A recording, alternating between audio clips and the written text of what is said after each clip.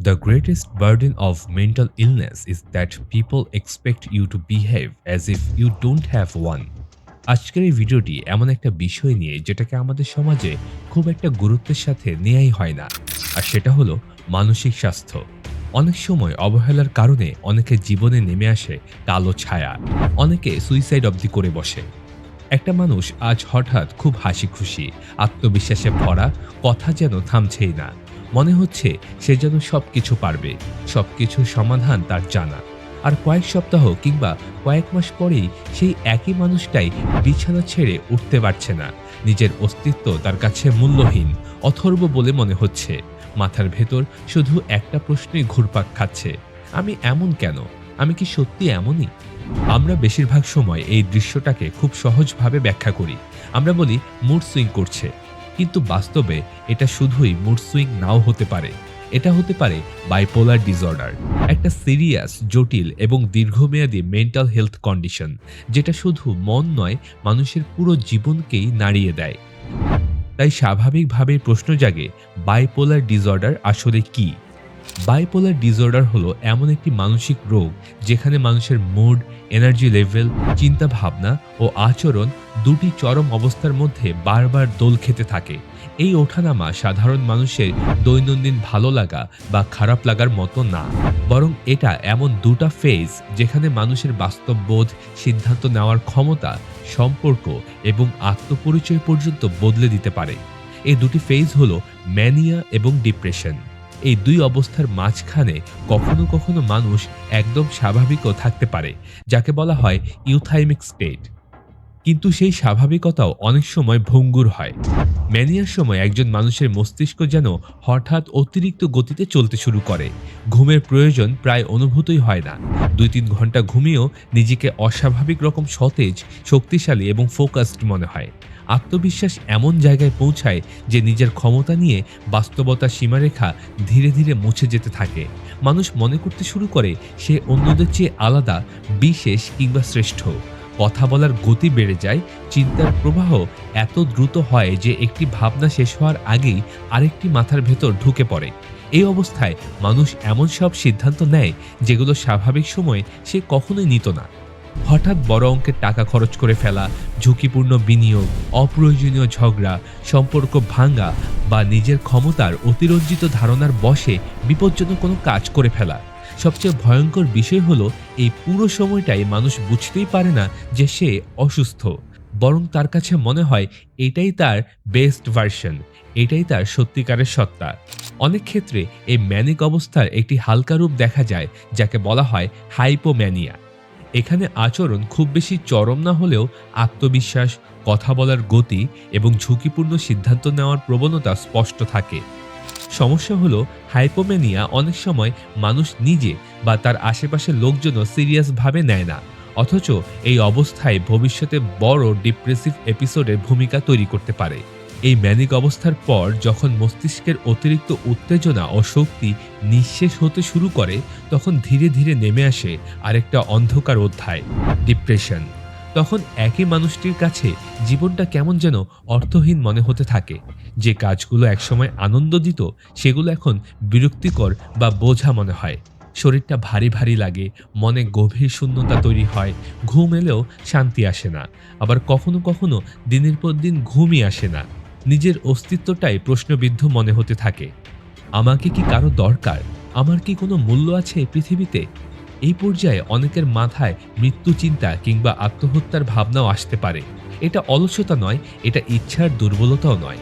এটা মস্তিষ্কের ভেতরে ঘটে যাওয়া জটিল কেমিক্যাল ও নিউরোলজিক্যাল পরিবর্তনের ফলাফল। বিজ্ঞান বলে বাইপোলার ডিসঅর্ডারের পেছনে একাধিক কারণ একসাথে কাজ করে। অনেক ক্ষেত্রেই জেনেটিক ফ্যাক্টর গুরুত্বপূর্ণ ভূমিকা রাখে। পরিবারের মধ্যে কারো এই রোগ থাকলে ঝুঁকি উল্লেখযোগ্যভাবে বেড়ে যায়। মস্তিষ্কের নিউরোট্রান্সমিটার, বিশেষ করে ডোপামিন ও সেরোটোনিনের স্বাভাবিক ভারসাম্য নষ্ট হয়ে গেলে মুডের এই চরম ওঠানামা দেখা দেয়। এর পাশাপাশি দীর্ঘদিনের মানসিক চাপ, ট্রমাটিক এক্সপেরিয়েন্স অথবা সম্পর্কজনিত আঘাত কিংবা ঘুমের মারাত্মক অনিয়ম এই রোগকে ট্রিগার করে বা আরও তীব্র করে তুলতে পারে।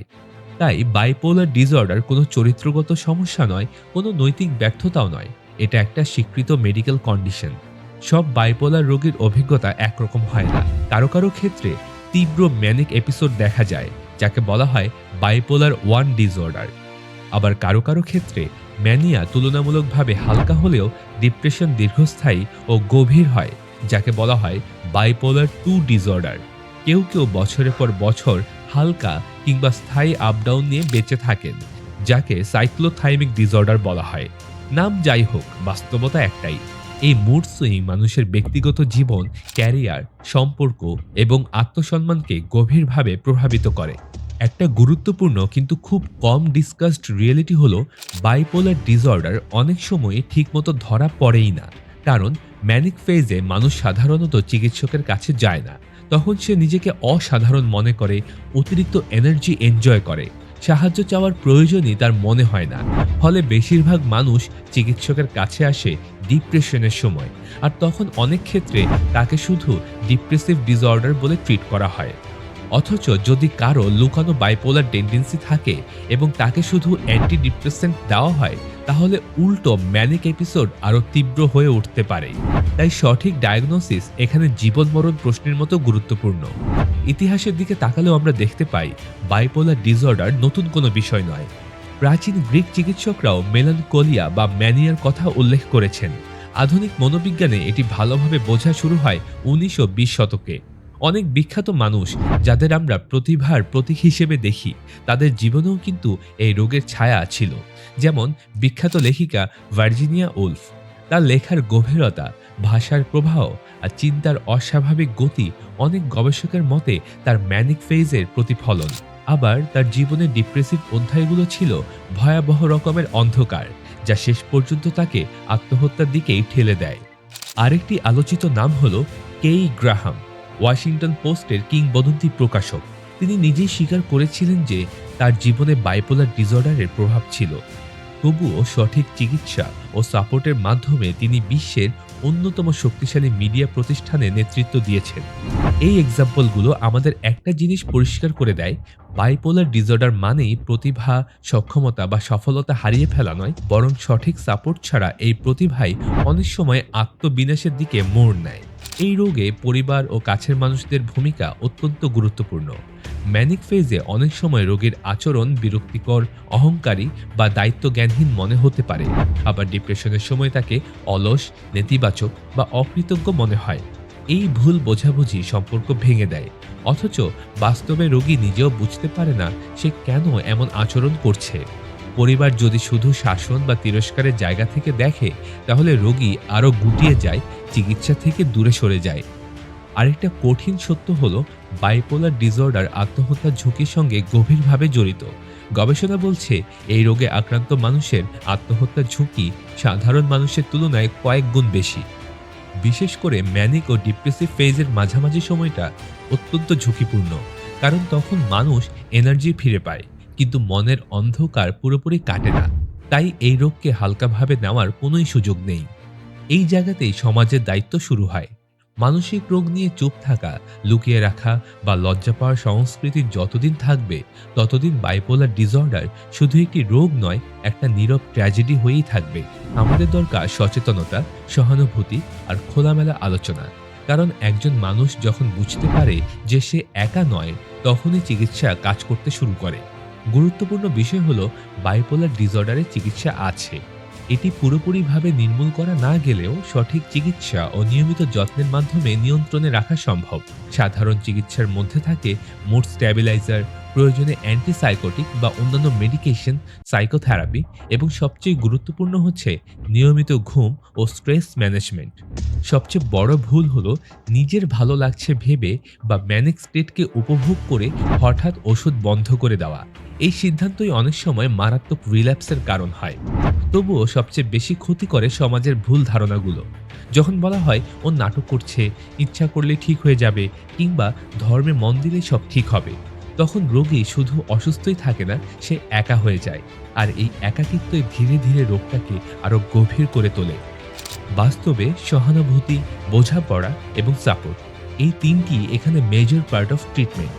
শেষ কথা একটাই, বাইপোলার ডিসঅর্ডার মানেই জীবনের শেষ নয়, ইতিহাসে এবং বর্তমানেও অসংখ্য প্রতিভাবান মানুষ এই রোগ নিয়ে বেঁচে আছেন, কাজ করছেন, সৃষ্টি করছেন, স্বপ্ন দেখছেন। প্রয়োজন শুধু সঠিক চিকিৎসা, নিয়মিত যত্ন আর সবচেয়ে গুরুত্বপূর্ণ হচ্ছে মানুষ হিসেবে মানুষের পাশে থাকা। আপনি যদি নিজে ভুগে থাকেন অথবা আপনার আশেপাশে কেউ ভুগে থাকে, তাহলে চুপ করে থাকবেন না। কারণ মানসিক রোগ লুকালে কমে না, বরং নীরবে, অদৃশ্যভাবে সেটা আরো বড় হয়ে ওঠে। আমরা চেষ্টা করব ভবিষ্যতে আরো সচেতনতামূলক ভিডিও তৈরি করার, যেন আপনারা নিজে এবং পরিবার পরিজনকেও সতর্ক করতে পারেন, ভালো থাকতে পারেন। প্রিয় দর্শক, নিজেকে সময় দিন আর একটু গভীরভাবে ভাবুন, আপনার কিংবা আপনার প্রিয়জনের মধ্যে লুকায়িত কোনো মেন্টাল ইলনেস নেই তো? তাহলে দ্রুতই অভিজ্ঞ সাইকিয়াট্রিস্টের নিকট শরণাপন্ন হন। আর ভিডিওটি ভালো লেগে থাকলে অবশ্যই লাইক, কমেন্ট এবং সাবস্ক্রাইব করবেন। আল্লাহ হাফেজ।